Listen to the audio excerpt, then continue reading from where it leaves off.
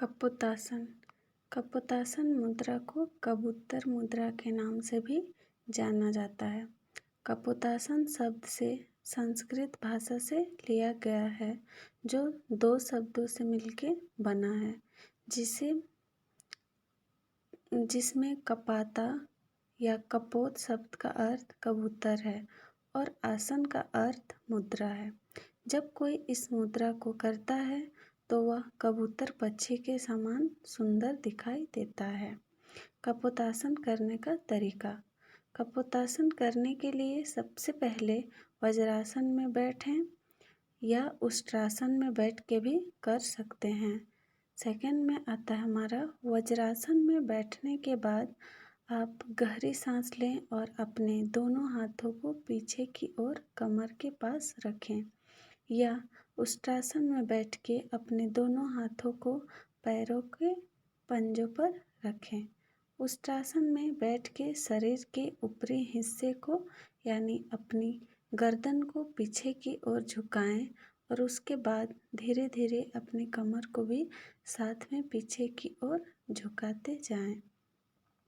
अपने दोनों हाथों को अपने पैरों के पीछे ज़मीन की ओर ले जाने की कोशिश करें।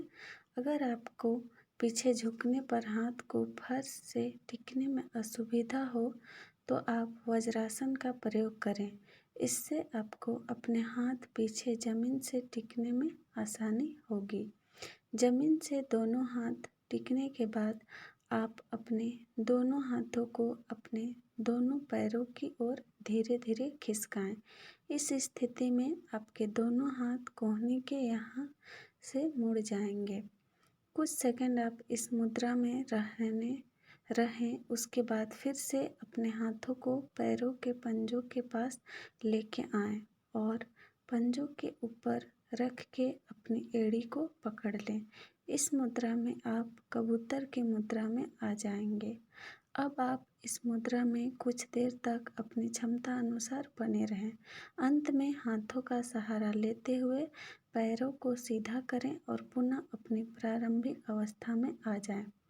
यह जो कपोतासन करने की विधि है, इसे हम लोग कुछ चित्र के द्वारा इस तरह से समझ सकते हैं, जो यहाँ चित्र में दिखाया गया है। कपोतासन करने का लाभ क्या क्या होता है उसके बारे में हम लोग देखेंगे। कपोतासन शरीर के निचले हिस्से को स्ट्रेच करने में मदद करता है। इससे पेट के अंगों की मसाज होती है और इस तरह आपकी पाचन क्रिया में सुधार होता है। कपोतासन पेट की समस्या से भी निजात दिलाता है। कमर भी मजबूत रहती है। इससे कूल्हों का क्षेत्र लचीला होता है और मांसपेशियों में तनाव कम होती है। इससे चिंता की समस्या भी दूर होती है। इसके कुछ और सावधानी के बारे में जानेंगे। इस आसन को करने के लिए किसी प्रशिक्षित योग ट्रेनर की मदद जरूर लें। एक भी अवस्था गलत होने से आपको हानि पहुंच सकती है। इस आसन को करने का तभी प्रयास करें जब आप कई महीनों से रोज योग अभ्यास कर रहे हो।